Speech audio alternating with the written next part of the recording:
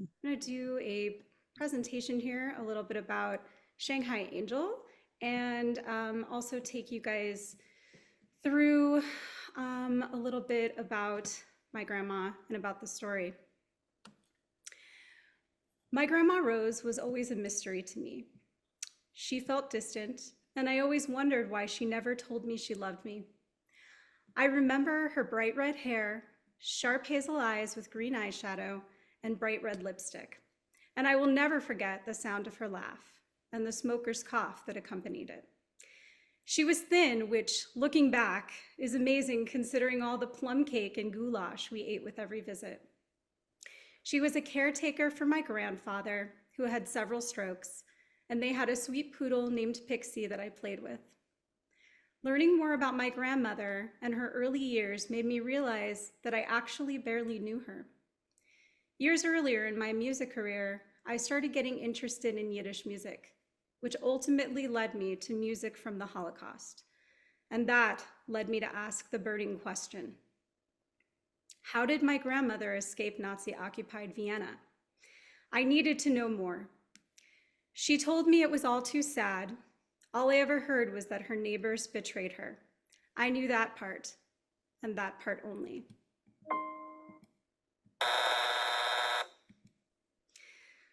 That neighbor betrayed us, that's all I'll say. We barely got out, and the rest of the family, who knows? But we got out. Now here I am doing what I have to do. That neighbor betrayed us, they knew we were Jews.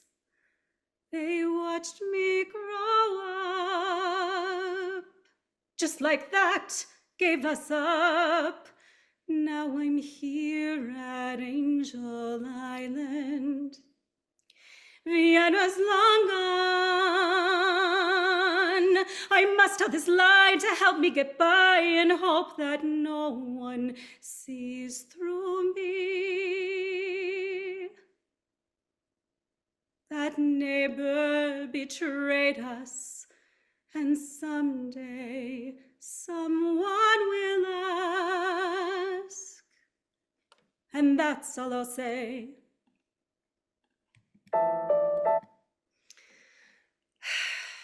There are typically two kinds of Holocaust survivors: ones that tell their story and others who never do. My grandmother was the latter.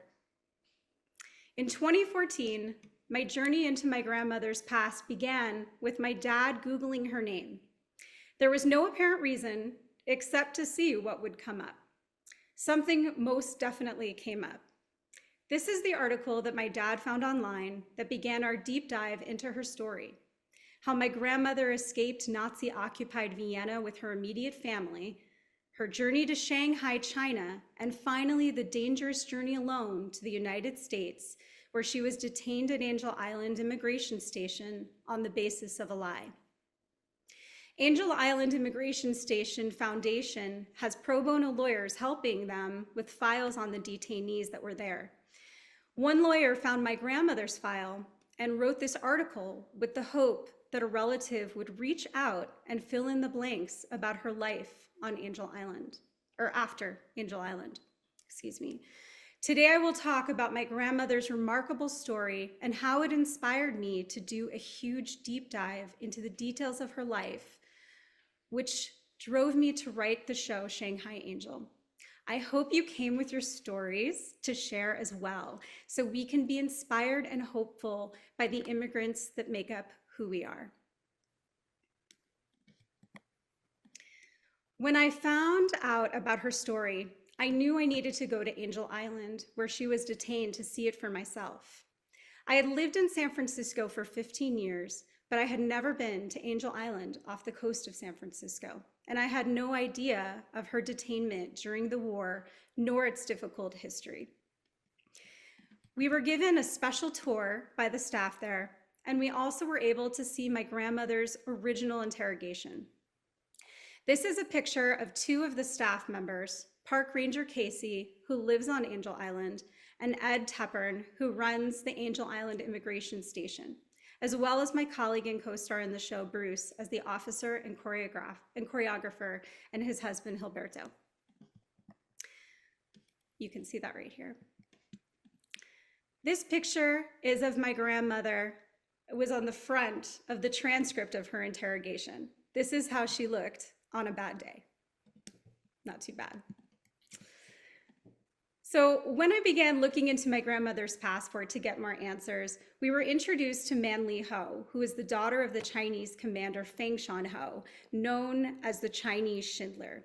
He defied his orders while being stationed in Austria and decided to help Jews get out of Nazi-occupied Austria and into the open port of Shanghai. He saved thousands of Austrian Jews. That said, Man Li, his daughter, has made it her life's mission to help family members of survivors from Shanghai trace the steps of their ancestors to see if her father had helped them. So we took a look at my grandmother's passport, and between Man Li and the staff at Angel Island, figured out a timeline. So as you can see here, we can see on her passport that the timeline that we have outlined is 1938 to 1940, and that that the council issued an immigration visa in Shanghai, as well as the other places that she lived when she was on a boat on the Osama Maru to get to Angel Island, and then how long she was detained at Angel Island.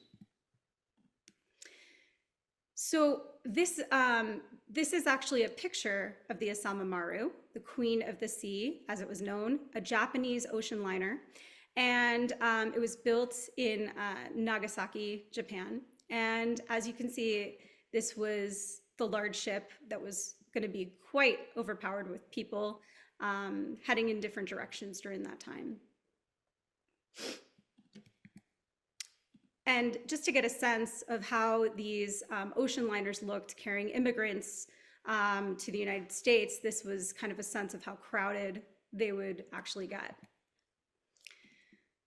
So while I was putting together the show to tell my grandmother's story, I realized the actual interrogation, which was one of the documents we received from Angel Island Immigration Station, was the key to many answers about my grandmother's past.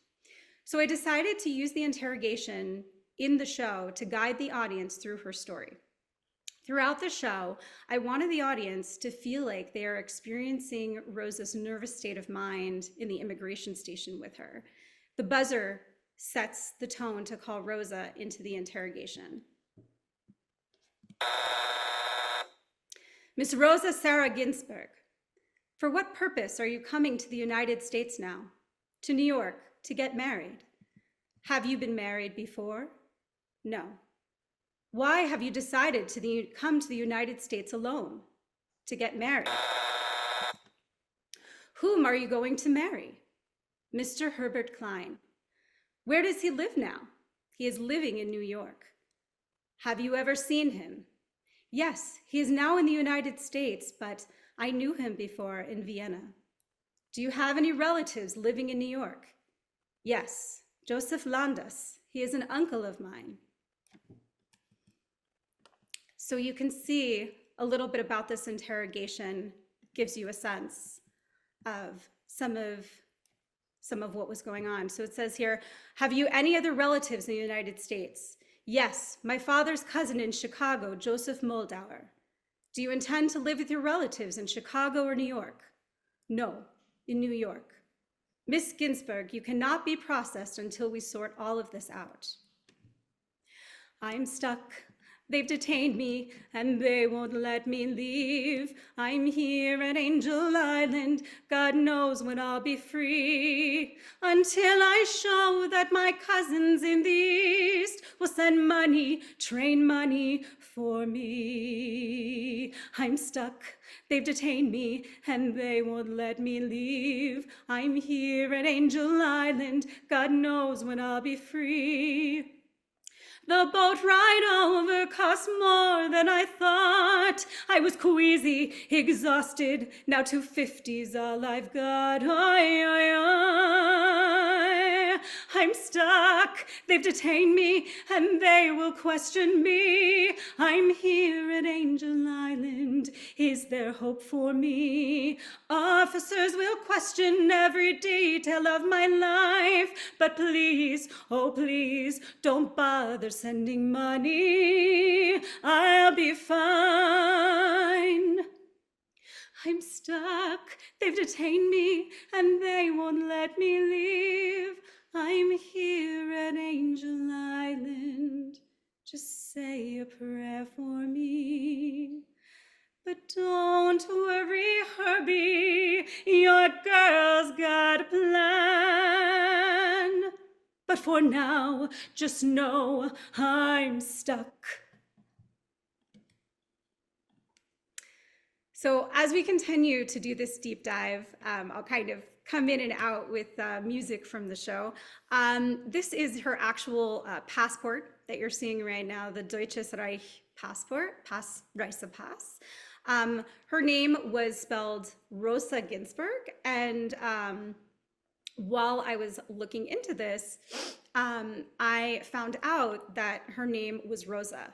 All I had known that was her name was Rose. So this was actually the first time I found out that her name was originally Rosa. The next thing I found in here was, you can see the inside of her passport here. So right here, you know, you can see that the Nazi insignia right here. You can also see her birthday and name, as well as the fact on the bottom that it says Wien for Vienna, where she left in December 1938. This is a little closer look.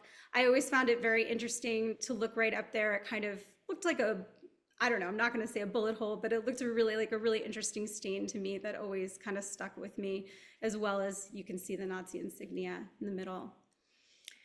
So after Manly looked through my passport, my grandmother's passport, it was assumed that Feng Shanho probably did get her and her family, her mother, father, sister, and brother-in-law, who had gone with her from Vienna, escaped Vienna to Shanghai, probably had gotten them out of Vienna into Shanghai. But Manly could actually never confirm it. And that tends to be a theme in finding out about family stories, is that sometimes you can get confirmation and sometimes you get, well, maybe it was true and maybe it wasn't, we'll see. So as I continue to look at this passport, you can see that on the left here is the examination that she went through in Shanghai in China. And that you can also see where it says the J, where it has the passport, meaning they were Jewish, for Judah, and really interesting. So you could find, Manly was actually the one who showed me how much you could really find inside a passport. Very interesting.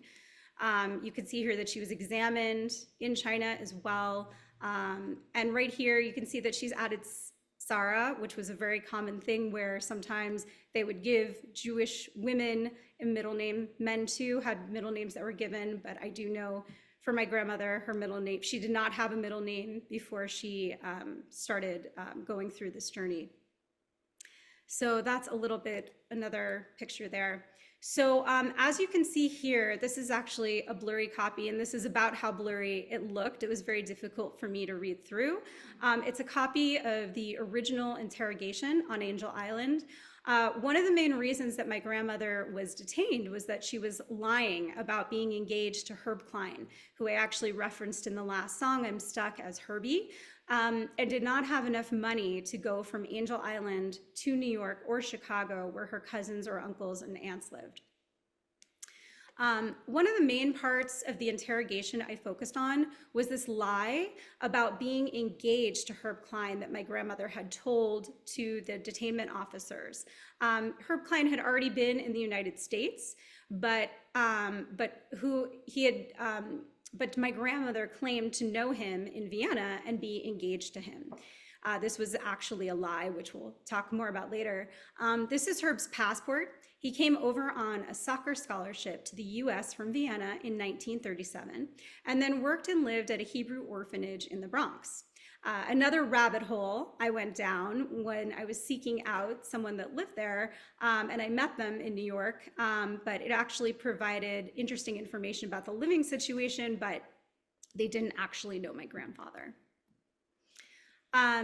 You can see here, going through my grandmother's old interrogation, I found out that my grandmother lived in Shanghai for some months, but then moved to Tianjin, now known as Tianjin, for a little under a year.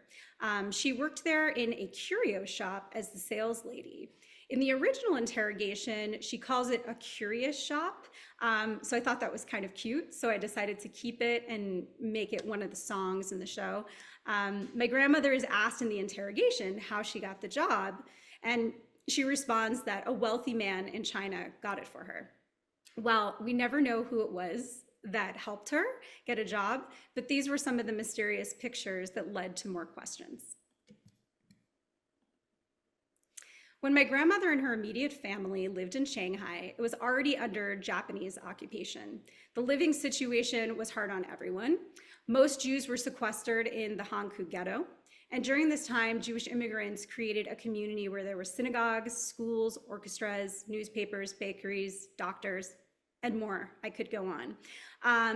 This next one is one of the Jewish newspapers in Shanghai for the Jews of the Far East. It's actually written in German. At first glance, I was thinking, oh, maybe this is Yiddish, but no, it was written in German from 1939 to 1948. It served Jews in the Far East, or more specifically, the Austrian Jews, with daily information. This is a present-day picture of the Hankou ghetto, where the synagogue used to be housed. The building is now the Shanghai Refugees Museum, and it's really amazing. I haven't been there, but I hope to go one day. It's still in the area known as the Hankou ghetto. So this is a short snippet of one of the songs from the show, Dear a Nickel, Mir a Nickel, You a Nickel, Me a Nickel. During this moment in the show, I wanted Rosa to connect with her Jewishness while living in a foreign land in Shanghai where it wasn't easy. I found this refrain in an old Yiddish song and composed the rest around it. I'm hopeful I can play this for you guys. Oops, let me see. Maybe not.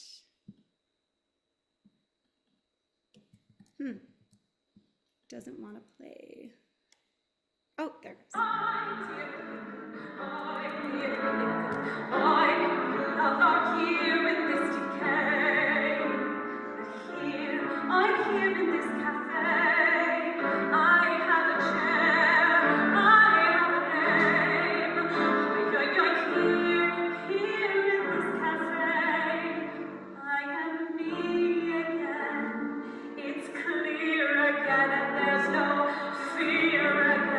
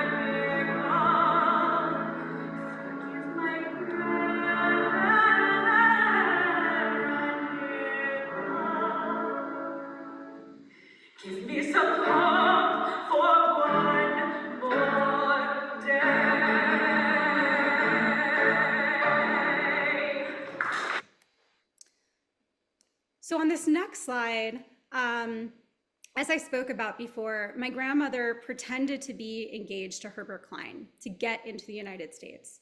What she didn't know was that the officers would find Herb in New York City, pound on his door, and question him about the engagement. Considering this precarious time in history, this might have been quite a terrifying moment for him. The officers wanted to know if Herb had enough money to bring my grandmother from Angel Island to New York City. The officers found out from Herb that he knew Rose in Vienna, but that he never intended to marry her, and that he did not have enough money to help her. In fact, he only had about under $20 in his bank account. As I continued deeper into learning about Angel Island, I found out about its dark past. The immigration station processed immigrants from 84 countries, mostly from China, Japan, Russia, and South Asia in that order. Europeans came through, but more rarely. The purpose of the immigration station was to investigate Chinese who had been denied entry from the Chinese Exclusion Act of 1882. This was not the feeling that most had when they thought of Ellis Island. Angel Island was created for a different purpose. Many of the Asian immigrants carved poems into the walls of the bunks where they slept. So many feared that they might be sent back to their country, and some stayed at Angel Island almost a year before they got into the United States. One of the poems that I read off the walls of the bunks was when I was there, called Flowery Flag. Flowery Flag was what the Chinese called the American flag because the stars looked flowery. But it also meant hope and a new life. Talk about going to the land of the flowery flag, that flowery flag. There were words of farewell to the parents, many feelings, many tears, face to face with the flowery flag, that flowery flag.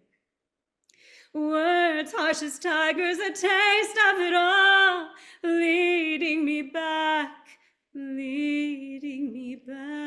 to the flowery flag, that flowery flag. Do not forget the day when you came ashore. Do not forget, do not forget. Not without work, landing on this island. I am so trapped alone with my thoughts. On this lonely island, on this lonely island.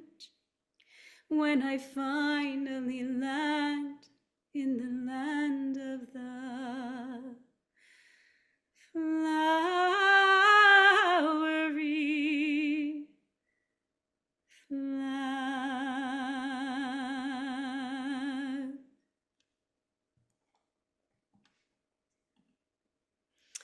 So after 3 weeks of my grandmother being tirelessly questioned during her detainment, she finally received a telegram from her uncle in New York letting her know that a bond was sent with enough money to get her there. Finally, she would get off the island. I'll show you here a little clip. So we'll actually skip that clip for today, but I want to get to hear about your stories. So what happened when Rose got to the US? Well, the honest answer is that I don't exactly know what happened. But you remember Herb, who was my grandmother's hope and lie to get into the US? Well, he came to the US on the Queen Mary, which, by the way, this is a picture of the boat today. There's a restaurant on board, and you can even stay overnight, which my parents have done twice. You can see, but then several months later, yep, Herb and Rose got married. My grandmother must have changed her name when she got into the US. I wrote in Rose as the American way in one of my songs because so many immigrants changed their last name, but my grandmother changed her first name. Maybe Rose didn't sound like an immigrant, and that's what she truly wanted, to leave everything that happened behind. So, what are the facts that we know? We know that she left Rosa behind. Her family at this point was still in Shanghai. And she made it to the US and got married to Herb. In my family, we like to kid around about how angry my grandmother must have been when she finally saw my grandfather Herb again. Unfortunately, we will never know. Here is a picture of them on their 50th wedding anniversary. So more recently, Angel Island took the old hospital and turned it into a beautiful museum about different immigrant experiences. They decided to make my grandmother's story a part of the permanent exhibit. Here are some of the pictures of the ferry headed to Angel Island 2 years ago towards the end of the pandemic to see the museum where my grandmother's story became a permanent fixture as a part of the Immigrant Stories exhibit. If you ever get a chance to go to Angel Island, I would definitely tell you to bring a picnic and wear some sneakers. And it's a really amazing chance to see a part of history that not many people know about. You can see here, there's a ferry that you take from San Francisco. We're all on the ferry there. And then down on the corner, the right-hand bottom picture is a picture of the inside of the Queen Mary. And then on the bottom right-hand side, you can see Bruce and Gilberto. Bruce is my colleague in the show, and Gilberto is his husband. And that's us on the ferry heading to Angel Island. And then on the top left, you can see my grandmother on a boat headed somewhere. And this was during the time frame that she was going through this journey. So this is actually the permanent exhibit. This was the first time I saw it. It was an incredible moment to see that her story of courage during such a turbulent time in history would not be forgotten. After heading back to Angel Island and seeing the new museum, I learned so much more about my grandmother and what she must have gone through. I needed to change the show a little bit and also write a new song to include what kind of hatred she saw the Chinese and Japanese experience while being detained. I began by adding my voice as a narrator through the show, helping the audience understand how I, Rose's granddaughter, found this information. I decided to call it Shanghai Angel Finding Rosa. You can see here in the new museum, you can see that the treatment for immigrants included different doors for European and non-European immigrants and different areas to eat lunch. After escaping so much hatred in Vienna, she came to Angel Island and watched the Chinese and Japanese and many other immigrants experience racism and unfair conditions. Shanghai Angel Finding Rosa is now the newer version of our continuously evolving show. In July, my colleagues and I had the special opportunity to be asked to perform on Angel Island in the bunks. And you could see the top left is actually where the writing is. And it was just an out-of-body experience to be there and singing it. And we also, at the bottom, were able to do it at the Dallas Holocaust Museum with the Dallas Historical Society, intertwining it with their current exhibit, Hidden History, about the Austrian Jews escaping to Shanghai, and even more about Commander Feng Shanhou. At the top on the right, this is when we made a recording, and at the bottom, we actually sang at a Shanghai Lander synagogue. My parents, because they're second generation Shanghai Lander, or no, I'm second generation Shanghai Lander, and my daughter's third generation Shanghai Lander, and my parents are first generation Shanghai Lander. It's a whole synagogue in San Francisco in the outer Sunset, if you know the San Francisco Bay Area, and it was a really amazing experience, and you can see it as part of the Harbor from the Holocaust documentary on PBS. So just to kind of end my portion of this talk, a bit about our cast is that's Josh and Bruce. They're both my colleagues in this. I cannot do it alone. And I just want to thank you all for having me here. I want to really have a bulk of this session. You know, I told you my story. I want to hear about your stories, about your families, and what you feel like you can do to kind of expose them or get them out there, or even just like get them out of the people that you love, or if you have. And I think it would be great to have a conversation. And I also want to know if you have any questions for me, feel free. I'm going to go ahead and stop this share right here and kind of take it over to a more chance to kind of get to know more of you. And if you want to speak a little bit, ask any questions, or tell all of us a little bit more about your stories.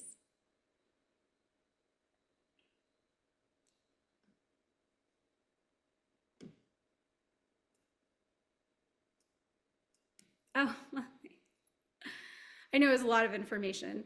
You know, it's funny when I started putting this together. You know, every time, actually, the first time I did it in 2017, it was right when immigrant children were being taken from families and they were in cages. And I remember thinking when we premiered it, I never thought that this story would have any relevance right now. And unfortunately, it had so much relevance that it turned into a really intense discussion after the show of what was happening at that moment when we premiered it, and you know what was happening during World War II at my grandmother's time.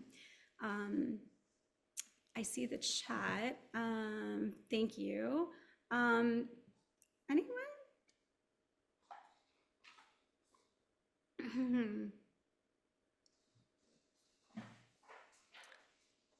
See any hands? Oh, I see some hands. Are people allowed to, Lily, are people allowed to unmute themselves? Elaine, do you want to go ahead? Yes. There are several small parts of stories that I'd like to mention, but one is my grandfather, who came here before the Holocaust, had gone from Belarus to England, and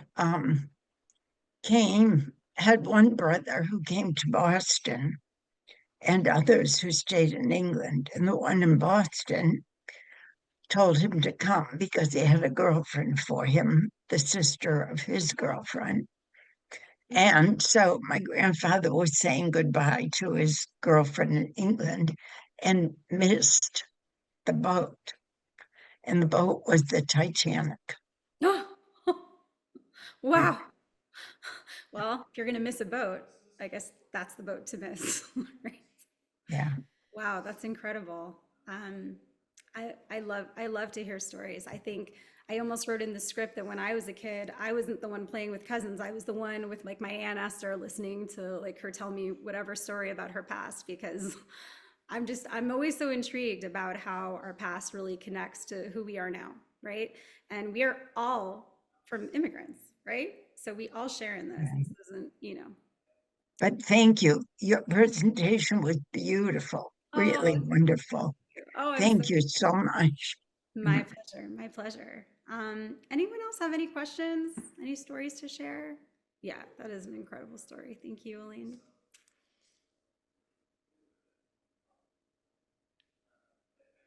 Wow, I really cut my show short so I could. I see Ellen has raised her hand. Yes, you can unmute yourself or. I'm gonna try to get through this without getting too teary-eyed. Okay.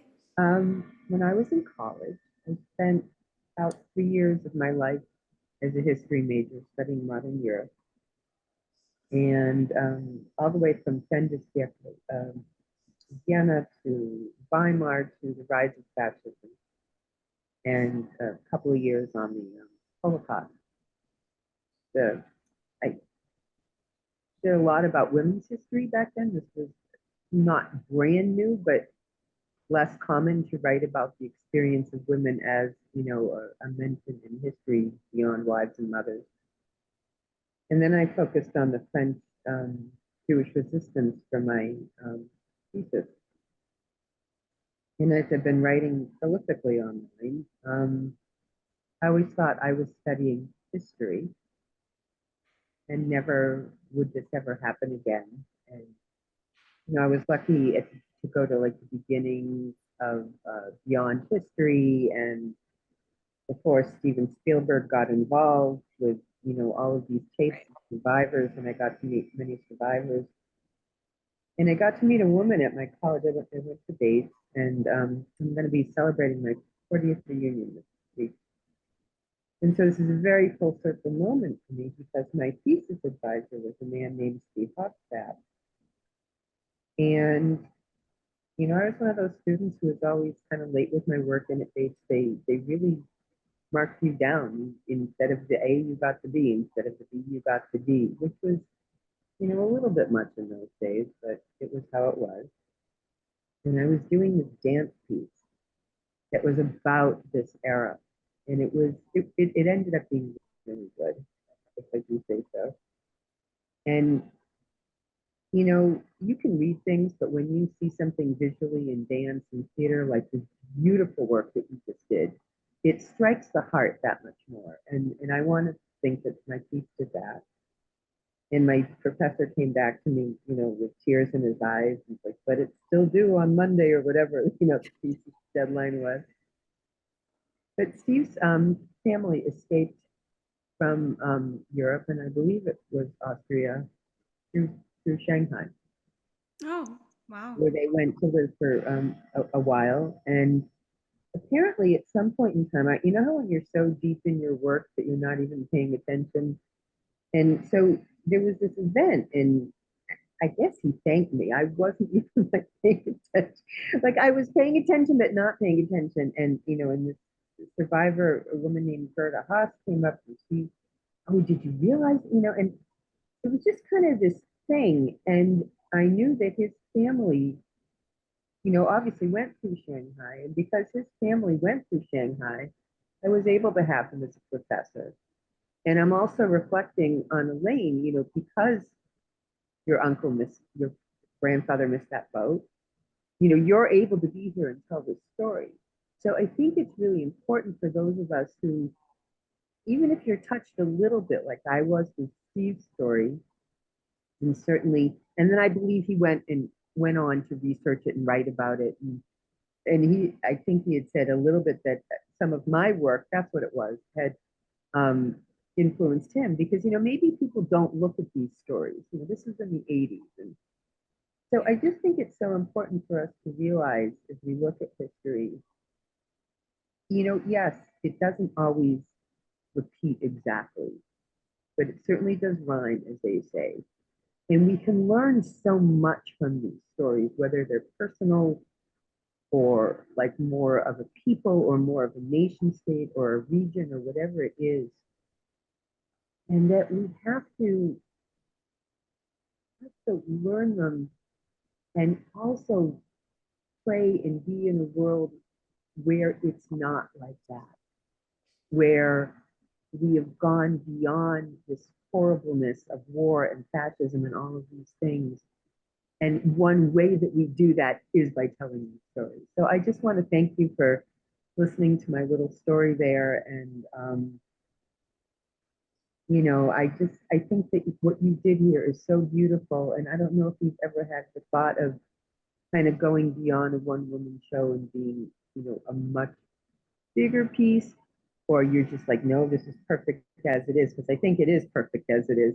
And at the same time, one can, it's a both and. So I'm just kind of, if that's a question, I would certainly, because it's such an important bit of work that you did here on so Thank many you. levels. Thank you, Ellen. I actually, that's a really good thing to tell you about. So I think when I started this, it started off really small. It started as, I just want to tell her story, but it kept expanding and expanding because what would happen is I would reread some of the interrogation, or I'd speak to a relative, and all of a sudden there was a story that I never heard before that all of a sudden was given to me like a little gift. And I thought, wait, but that's why she did this, and that's how she got there, or that's how this, and the connections keep happening. A woman that I barely really knew when she was alive, who would never really give me very much, even when I asked lots of questions, who wanted to forget it. Like, I've learned so much after she's been gone, so much about her. And I feel I still keep learning. And so as I keep learning, the show expands just naturally, like without, it was Shanghai Angel to start, and I decided to call it Finding Rosa because when I performed it at the Bunks, like I needed to be Rosa's granddaughter to tell the audience the story. I needed to break that wall to be able to do that. It felt really important to me. My colleagues were like, "Are you sure you want to?" And I said, I'm sure, and it felt right. And so I decided to keep it that way. And I kind of do it in both, both ways. But the connection to me and her and all of that, it feels good. And it could expand into a larger show, but you know, it takes time and interest. You also have a spectacular voice too, and to be able to be in the mode where you're actually like singing and then talking and telling a story and going into history, and then it, even that on that level, I've just appreciated. Thank you so much. I think Trisha, you have your hand up. I just wanted to thank you, Heather, for telling the story because my Dickstein and Solomon relatives came over to this country in the late 1800s. Thankfully, a lot of them did not die in the Holocaust because of that. They came from Hungary and Russia.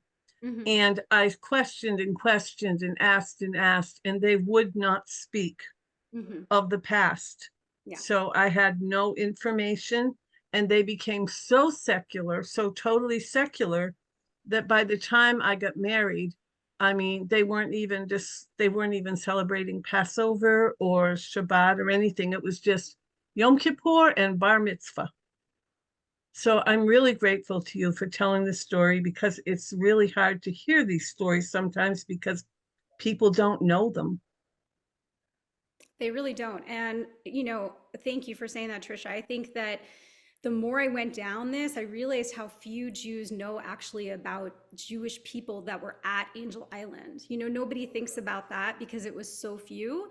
And so to learn more about Angel Island and my grandmother's experience there was really a lot to understand. It was not a happy experience like Angel Island, like, oh, we're here in the United. There was, as some of the people that worked there would tell me, they were like, a cloud hangs over, and and that prompted me to write another song, This Foggy Place. San Francisco is very foggy, and it was a dark atmosphere. So I try to channel my grandmother in days when I have to be brave, because I think about being 18 years old, leaving everybody in a foreign country like Shanghai to try to get into the United States. And the continuation of that story is that my grandmother then married my grandfather Herb. They made it to New York. They lived there most of their life until they, retired in Florida. And sometime, I think it was two years after she got there, 3 years, she was able to get her mother at the border of Canada. Her mother had been a servant in Australia. To a house, and she somehow made her way to Canada and through, and my grandmother picked her up through there. But it took twice because my grandmother was so scared out of her mind that she like backed away and like couldn't go through. She was so worried about getting caught. So these have been the stories that have come to me kind of after writing the show. So it's been interesting.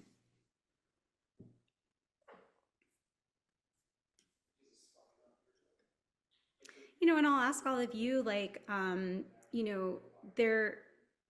will tell you that I never thought that this would lead to a chance to remember my grandmother's story forever, like in this way, in this museum.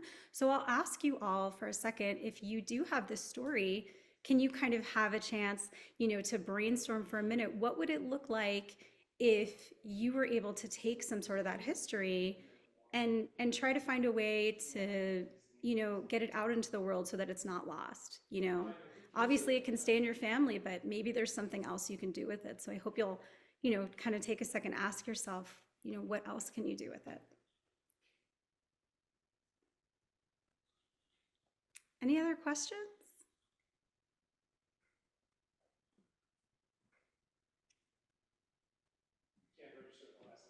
Wow, there's so many of you. I feel like there's, oh, Ruth. Yes. Go ahead and unmute yourself. That's fine. So, this is probably not a story that would make it into a musical. Um, so um, my maternal grandparents were actually first cousins, and their fathers were not happy. Their fathers were brothers, and so my grandmother got sent to Europe, thinking that my grandfather would find somebody else. That was a big fail. My grandmother came back after it was probably about 14 months, and they got married. Mm. And they were married. My grandmother unfortunately died very suddenly, and my grandfather lived for another almost 20 years after that, but missed her every single day. And talked about her every single day because they really, really loved each other. But their fathers were very opposed Oh, wow. Wow. to them getting married. And then my father's side of the family came from Vilnius. Mm. And his mother was his mother grew up in an Orthodox home in Toronto. And was in the first class that graduated women from the University of Toronto Medical School. Oh, wow. So, yeah. So, and then we had a whole branch of the family that didn't survive. Oh, wow. Yeah. So it's a kind of a mixed up, very interesting family. And of course, all my grandparents are long gone. And I'm very blessed to have known them all. Wow. That is really amazing. So, but your story is just amazing. Your grandmother's story is just amazing. Thank you for gifting us with it. Of course. Yeah. Like many things, there are things I hold really close to me, like a niggin that I learned in Hungary from a survivor that I continue to sing whenever I have the chance so that it's always heard. And my grandmother's story, saying it when I can so that it's not forgotten. There are things we all hold close to us, that we have a gift and we have, a purpose to share.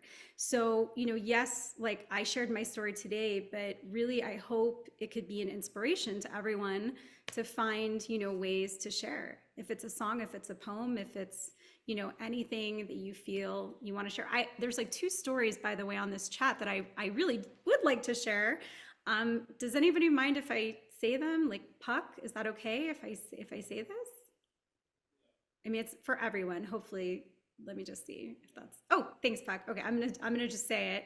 So, and then there's another one too that I want to say. I say Puck said, I got looking into my ancestry, and a lot of my ancestors are German, and I looked into the last names, and some have the possibility of being Jewish, but it's so ambiguous. I'm a Jew to be, so I was hoping to find something more concrete about my history, but all I really know is that if anyone in my ancestry was Jewish, they hid it. I mean, I think that's already a story there, right? I mean, I think that so many people can say that there is some Jewish heritage in them, and you dig deep enough, you find out that somebody probably hid it at some point. And those are the kind of stories that I think any one of us would want to hear. And so I think it is important. You can look into it in many different ways, and I'm happy to talk about that with you after if you want to hear.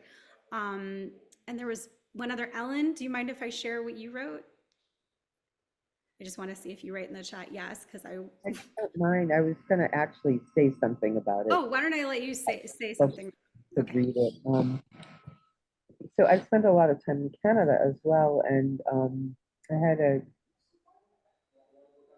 I didn't realize. You guys can all watch CBC, and you can watch the national, which is their national news broadcast at I think it's at 9 o'clock Eastern time.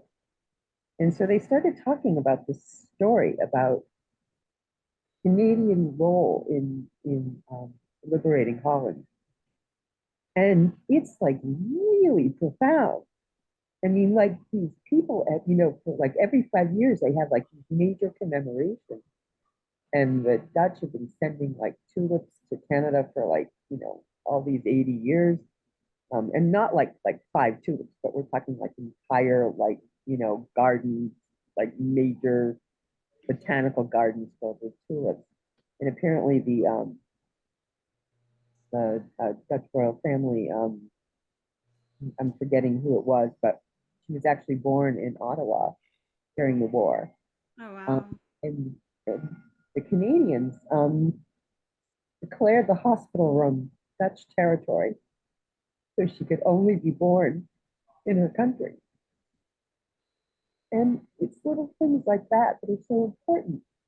And they do such a massive celebration in Holland about liberation and freedom.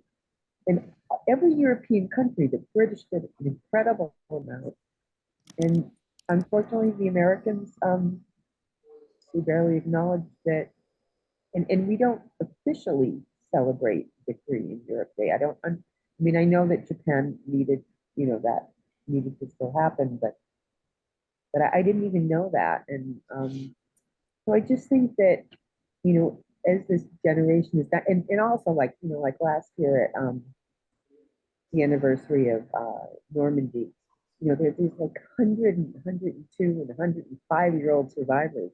And it's just like so incredible to listen to them talk about their experiences in the war. And so I just wanted to look that up there a little bit too.